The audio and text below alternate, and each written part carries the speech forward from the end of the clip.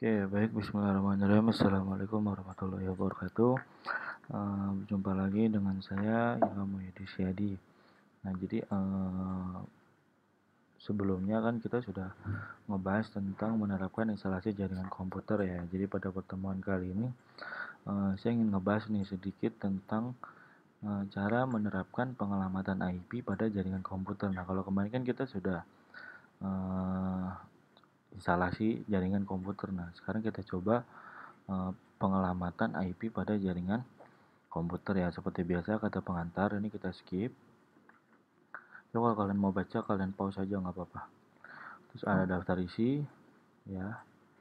Terus deskripsi biasa. Nah, sekarang kita masuk ke indikator ya. Jadi ini untuk indikatornya belum saya edit ya.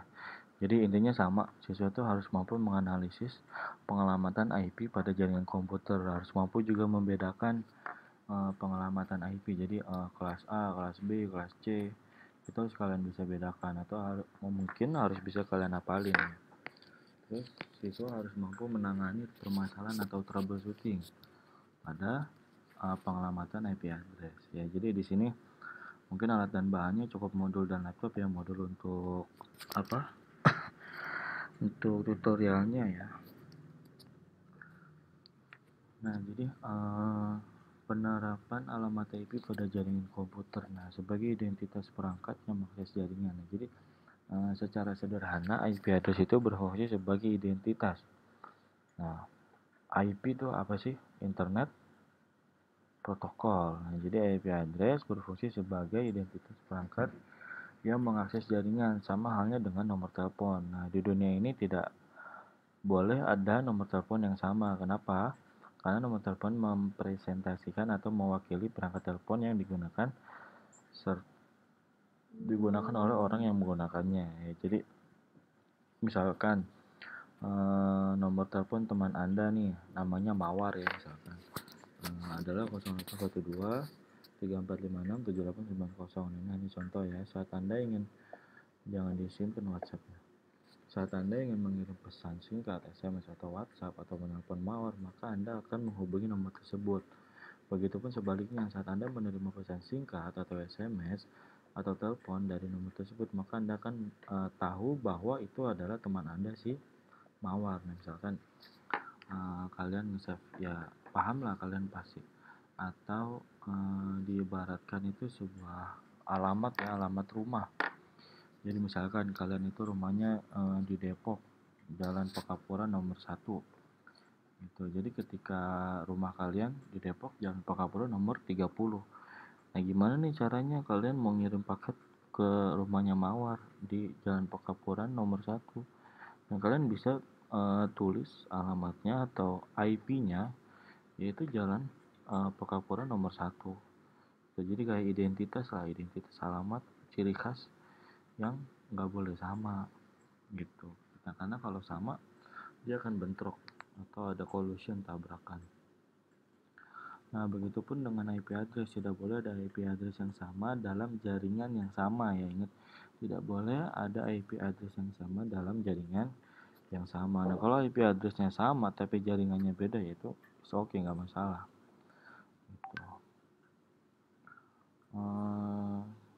Merujuknya pada contoh kasus di atas, nomor telepon seseorang umumnya jarang diganti. Nah, kalaupun sering, pasti tiap kali menelpon ganti nomor ya kan. Nah, jika dalam jaringan komputer ada perangkat misalkan komputer yang IP address-nya tetap. Nah, IP address tetap ini bisa manual ya, atau kita sebut dengan IP address statis. Dan juga ada yang namanya IP address dynamic atau dynamic secara otomatis. Nah, berubah setiap kali kita terhubung ke jaringan. Nah, misalkan itu ketika kalian connect ke WiFi sekolah. Misalkan hari ini kalian itu ada di ruang 1 pelajar misalkan ya. Nah, kalian connect lewat WiFi ruang 1. Nah, itu IP-nya itu secara otomatis kan. Kalian nggak setting. Nah, itu IP-nya berapa. Tapi ketika kalian pindah, misalkan habis istirahat, kalian pindah ke ruang 20. Kalian connectnya WiFi ruang 20 dong, nggak mungkin WiFi ruang 1 karena kan kejauhan. Nah, itu pasti IP-nya akan berubah lagi gitu, dinamis lagi. berubah secara otomatis gitu. Nah itu biasanya digunakan di jaringan wireless ya. Terus yang kedua, kita mengidentifikasi skala jaringan yang digunakan. Nah, jadi penggunaan IP address tidak sembarangan. Nah, bentuk IP address versi 4 atau IPv4 maksimal terdiri dari 12 digit dengan pemisah titik di setiap 3 digit. Misalkan nih contoh 180.235.148.14. Nah, jadi bisa kalian coba ya. Jadi ketika kalian ditanya, jangan sampai bingung, ini kok alamat tapi bentuknya angka. Nah, itu bisa diartikan sebuah IP. Atau bisa juga contohnya nih 127.0.0.1. Nah, dengan melatih IP address sebenarnya kita dapat mengetahui seberapa besar jaringan tersebut berdasarkan IP address yang tersedia. Nah, misalkan IP address-nya 192.168.1.100. Nah, kita akan tahu bahwa jaringan tersebut berskala kecil, hanya maksimal 254 host yang berhubung ke jaringan. Nah, untuk lebih jelasnya, perhatikan ulasan berikut ini ya. Jadi IP address dibagi menjadi 5 kelas, mulai dari kelas A, B, C, D, hingga E. Nah, namun kelas D dan E ini tidak digunakan karena bukan alamat unicast ya. Nah, nanti kalau emang kalian mau lebih detailnya, kalian bisa cari atau bisa googling, explore tentang materi IP address ya. Jadi kita nggak ngebahas terlalu dalam ya. Tapi kalian bisa googling, kalau emang kalian bingung ya kita bisa diskusikan secara private atau pribadi ya. Nah, IP address kelas A ini memiliki karakteristik sebagai berikut. Nah, oktet pertama itu bernilai 1 sampai 26. Nah, host ID-nya ini adalah oktet XYZ. Nah, sehingga jumlah host yang dapat terhubung dalam satu jaringan berjumlah, nah berapa? 256 kali 256 kali 256. Berarti kalau IP address kelas A, nah sekitar ada 16.777.216. Nah, dikurangi 2 host yang tidak dipakai. Ya, 000 sama 127.0.0.1. Berarti 16.777.214 host. Misal komputer atau smartphone. Catatan 256 merupakan jumlah angka 0 dari 255. Nah, selanjutnya IP address kelas B. Nah, jadi kalau tadi 1 sampai 126, nah kelas B ini oktet pertamanya itu bernilai 128 sampai ke 191. Nah, host ID-nya adalah Y dan Z. Nah, kalau tadi kan X, Y, Z berarti kan 3 hostnya. Nah, kalau kelas B ini 2, Y sama Z aja. Nah, sehingga jumlah hostnya dapat terhubung dalam satu jaringan berjumlah 256 kali 2, berarti 256 kali 256 ke pangkat 2 ya, bukan kali 2 pangkat 2. Nah, jadi sekitar 65.536. Jangan lupa dikurangi 2, berarti 65.534 host.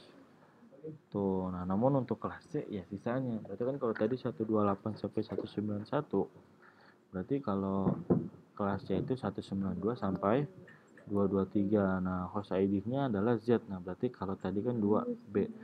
Nah, kalau C ini yang paling belakang hostnya. Jadi 3 yang pertama itu bukan host. Nah, sehingga jumlah host yang dapat terhubung dalam satu jaringan berjumlah 256. Jangan lupa dikurangi 2, yaitu berarti sisanya 254 host. Nah, jadi IP address 192.168.1.100 pada contoh di atas termasuk kelas C.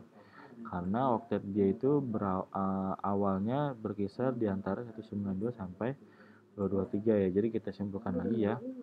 Jadi kelas A itu dari 1 sampai 126. Berarti kalau kalian ketemu nih IP 10.10.10.10.10.10. Nah, itu kan berarti kalian bisa langsung tentukan ini kelas A. Kalau kalian nemu IP 130 berarti kelas B. Kalian nemu 195 berarti kan antara 192 sampai 223. Nah, berarti dia berada di kelas C.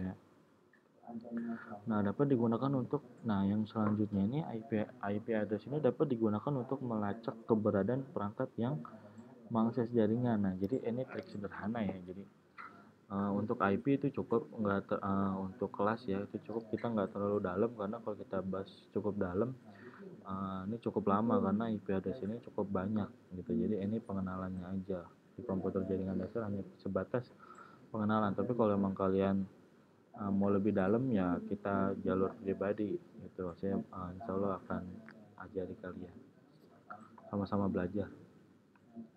Nah, trik sederhana untuk mengujinya adalah mengetik. Nah, kalian bisa nih, kalian kan ada internet, kalian searching aja di Google, where is my IP.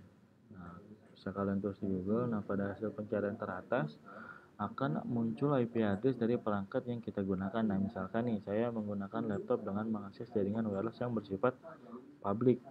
Nah, kemudian copy IP address tersebut, lalu buka situs iplocation.net. Nah, ini bisa kalian copy nih. Nah, biasanya nih IP location juga muncul paling atas kok saat pencarian di Google. Lalu kalian paste, kemudian tekan enter ya, atau klik IP lookup. Nah, hasil pencarian cukup lengkap. Nah, kita tuh dapat mengetahui dari negara, provinsi, hingga kota asal IP address tersebut. Nah, bahkan kita dapat mengetahui ISP atau Internet Service Provider yang digunakan oleh IP address tersebut. Nah, beberapa IP address terdaftar pada suatu organisasi sehingga akan muncul pada hasil pencarian. Nah, juga latitude dan longitude. Longitude, misalnya saya saat ini menggunakan IP address nih 3.33.36.72.135.13. Nah, kalian coba nih, ini kelas berapa coba? Kelas A ya. Nah, ini bisa dilihat nih, misalkan ya, tadi yang IP yang saya tulis itu ternyata berada di country-nya itu negara Indonesia. Regionnya itu ada di West Java ya, ini berbahasa Inggris ya. City atau kotanya itu berada di Sumedang. Nah, ISP-nya ini PT Telekomunikasi Indonesia, organisasi atas nama PT Telkom Indonesia. Nah, di sini kelihatan nih latitude-nya, longitude-nya gitu, min berapa, titik koordinatnya lah ya.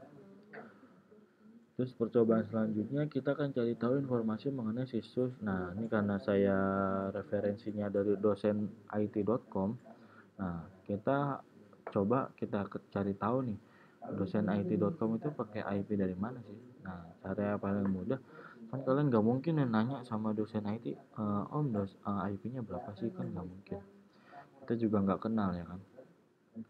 Nah, cara yang paling mudah itu kalian bisa buka CMD atau terminal ya, pada Linux atau pada Windows CMD, atau kalian pakai Mac juga terminal. Itu kalian bisa ketikkan perintah ping dosen it.com, atau kalian mau coba Facebook nih, tulis aja ping facebook.com, atau ada lagi pakai nslookup. Nah, itu untuk mengetahui DNS-nya, IP DNS-nya. Nah, ketika udah kalian ping, nanti akan muncul nih IP-nya berapa. Nah, IP-nya kalian copy, taruh di iplocation.net, kalian paste, klik enter. Nah, kelihatan tuh si dosen it.com ini ternyata pakai IP 180.235.148.14, dan dia ini IP-nya ini berasal dari Indonesia, dari West Java, kota Sangereng. Ya, mungkin ini alamat si servernya ya, server dari dosen it.com ya. Nah, ternyata dia pakai ISP yang namanya Out Global Indonesia atau PT Out Global Indonesia. Nah, kelihatan juga nih latitude sama longitude-nya berapa gitu. Jadi mungkin itu ya, pembelajaran atau materi sedikit tentang pengelamatan IP address pada jaringan komputer ya. Jadi mungkin kita kan hanya sebatas luarnya aja ya, sebatas pengenalan aja. Tapi kalau emang kalian mau lebih dalam atau lebih jauh lagi, bisa kita pelajari gitu di luar pelajaran ini. Namun jika kalian ada bingung atau yang kurang mengerti, bisa kalian tulis di kolom komentar, atau kalian chat Japri, atau itu nggak masalah sih, selama berbau dengan pelajaran atau materi, insya Allah sesegera mungkin akan saya balas. Oke, saya akhiri. Wabillahi taufiq wal hidayah. Assalamualaikum warahmatullahi wabarakatuh.